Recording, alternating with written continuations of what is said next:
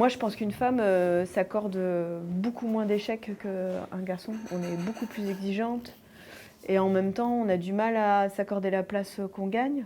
Je ne sais plus qui me parlait du syndrome de l'imposture. Moi, j'ai toujours l'impression que je ne suis pas à ma place dans ce que je fais. Ouais. Cédric, va falloir passer au chaud. Il est midi 10. Du coup, tu laisses tomber la plonge. J'en ai rencontré un peu des femmes chefs, mais c'est quand même plutôt récent. Et avant, non, c'était toujours des garçons. À chaque fois qu'on professionnalise un métier domestique, il est toujours représenté par des hommes et pas par des femmes. Ce qui n'a pas toujours été le cas. Hein. On parle souvent des mères Brasier à Lyon, qui étaient en fait les pontes de la gastronomie à une époque. Et puis à un moment donné, les hommes ont pris leur place et puis on n'a plus entendu parler des femmes dans les restaurants. On est dans un environnement qui est très masculin. C'est normal de parler des seins ou de la poitrine d'une nana.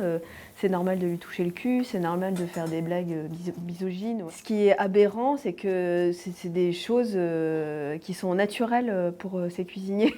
Mais c'est vrai qu'au début, quand on arrive, qu'on est un peu jeune, parfois on peut avoir ce travers-là de se formater un peu cette communauté de cuisiniers masculines, peut-être même sans s'en rendre compte, parce que la motivation, elle est plus forte que tous les aspects sociaux liés au sexe, justement, au genre. Quand on a acheté le restaurant, donc on a été pointilleuse sur des normes en fait, de sécurité qu'il y avait dans le restaurant.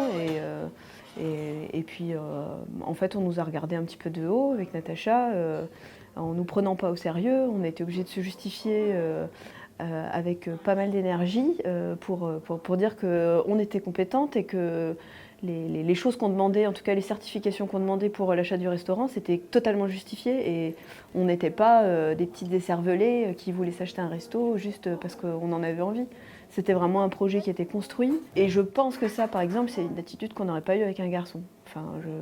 J'en suis même quasiment certaine. L'aiguillage, bien sûr, c'est de la cuisine, mais en fait, on touche aussi à tous les fournisseurs, tous les producteurs. Donc on touche aussi à l'agriculture et du coup, si on touche à l'agriculture, on touche à l'environnement. J'ai croisé beaucoup de femmes chefs qui avaient quasiment toute cette conscience-là de la globalité de notre métier. Et donc, je dirais que c'est quelque chose d'un peu plus systématique et que du coup, en ça, elles sont peut-être plus motrices que les cuisiniers hommes. Certains, oui, peuvent être un peu plus négligents face à tout ça et un petit peu plus penser à son aura. Et le chou-fleur rôti, en vegan.